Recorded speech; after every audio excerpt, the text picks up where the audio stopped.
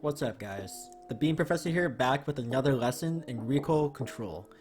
So today, well, this gun, not gonna lie, I feel a little bit guilty making a guide on it because for a lack of better terms, it's broken. It's just completely broken. The amount of damage that you can do with this gun is just unprecedented to any other gun. You can just completely, literally beam people with it, and there's not much that they can do to challenge it. So I personally don't use this gun too much because I feel like it is a little bit too easy to get kills with, but I know that a lot of people wanted this guide, so I'm definitely going to be showing you how to use this gun at its full potential with a complete recoil control where there is just no chance of the enemy surviving. It's really ridiculous how much damage you can do with this gun, and I'm hoping that you guys don't abuse it too much, but I know that you will after watching this guide. So without wasting any more time, hop into firing range and let's teach you how to use this completely balanced gun. Alright, so once you're in firing range, go ahead and pick up a Havoc. Now, I say this in every recoil control guide that I make, and I'm gonna continue to say it. Don't start with any attachments. When you first start learning a new gun, just go with the base gun, the base mag, the base sight, the base stock, everything. And master that first before you move on to having a sight or extra bullets.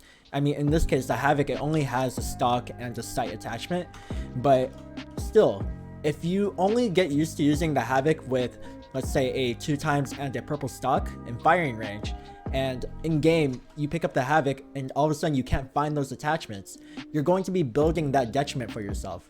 Instead, what you can do is practice with the base gun, and then when you get used to the base gun, anything added after that, a sight, a stock, just helps you in the long run. It won't detriment you. You can only get better with the gun when you drop with the gun and find attachments. So that's my philosophy with learning a new gun with the recoil control, and it's been working out really well for me. You don't have to follow this, but I am just saying this is the advice that I would give you. So if you guys haven't seen the recoil for the Havoc yet, let me show you. I'm going to shoot the wall right here without moving my hand.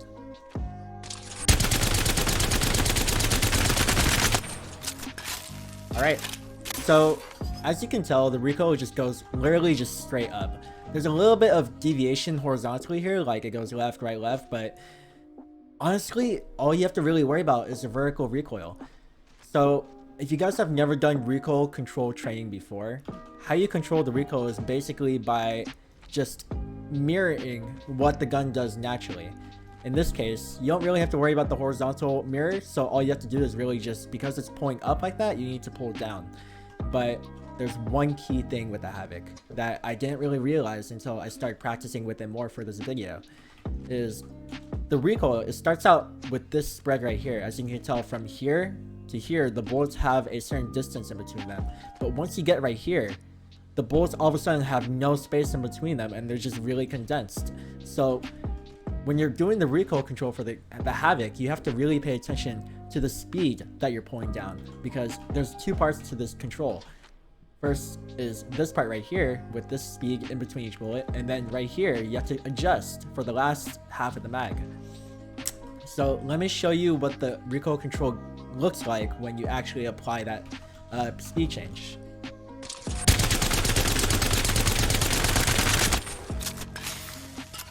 So as you can see, it could be better, but that is a huge improvement from this line to this basically dot on the wall here. Controlling the Havoc recoil is really simple as long as you practice the rhythm of the gun. Rhythm is everything with this gun. Don't worry about the horizontal, nothing really to worry about there. Just worry about the rhythm, worry about the timing, worry about the speed of your control. So if I had to summarize the Havoc recoil control into 3 different points, the first major point would be when you pull down, the timing of when you pull down after the initial charge up, after this. You need to really nail down that timing so that you can start off on a good foundation of controlling that recoil, because if you're too late or too early, it's going to throw you off. The second major point is the first half of the recoil pattern. You want to make sure that you are pulling harder on the first half so that you can really set up the good foundation for the second half, which should be the easiest part. The third major point is the second half of the recoil pattern, which is just letting the recoil just kind of ease up and not pulling down so hard and just let the Havoc do its magic, because that's where a lot of the consistent damage is going to be coming from. Those last bullets in the mag, which are just pretty much dead on. So the mag on the Havoc is able to deal out 576 damage.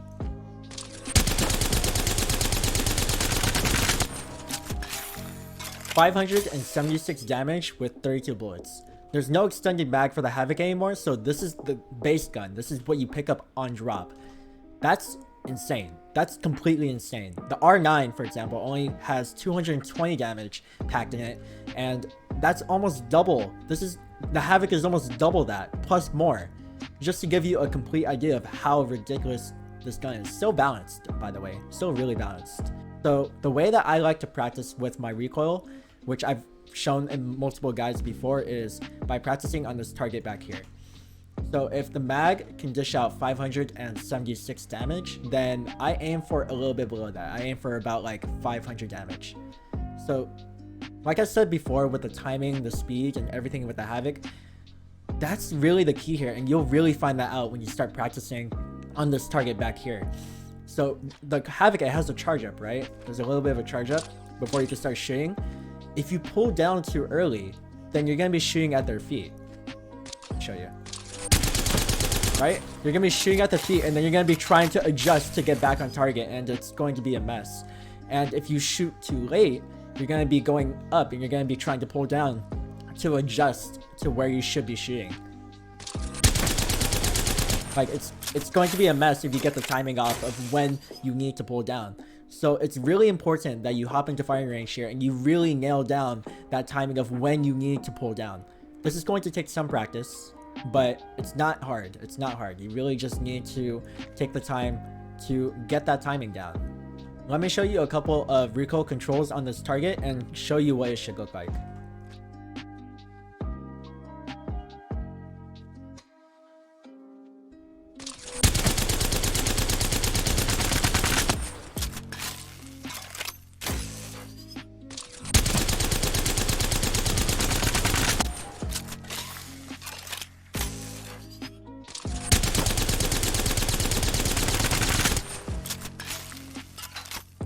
So remember, the Havoc has two parts to the recoil.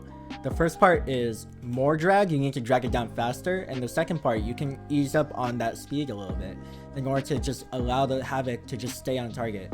Once you get that feeling down, controlling the Havoc is a piece of cake. It's so easy to control, and it's so overpowered. So overpowered. I promise you, you're going to be beaming people without even trying. So remember that this is still a new gun and muscle memory is required, so it's not going to be super easy. It's going to take some practice, so don't be too hard on yourself. Take it easy and just go at your own pace. Don't aim for 500 damage off the bat.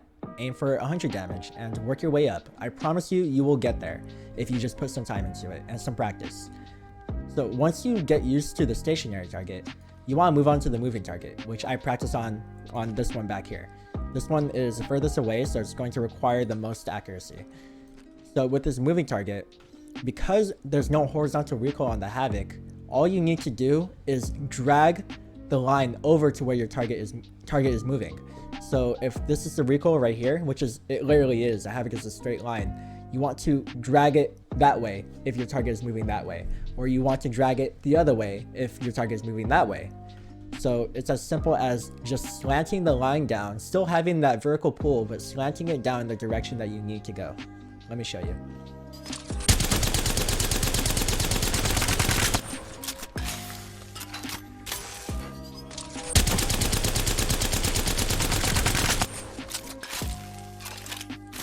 Alright guys, that's it for this Havoc guide. I hope you enjoyed it. I hope you learned something today, because that's always my #1 goal.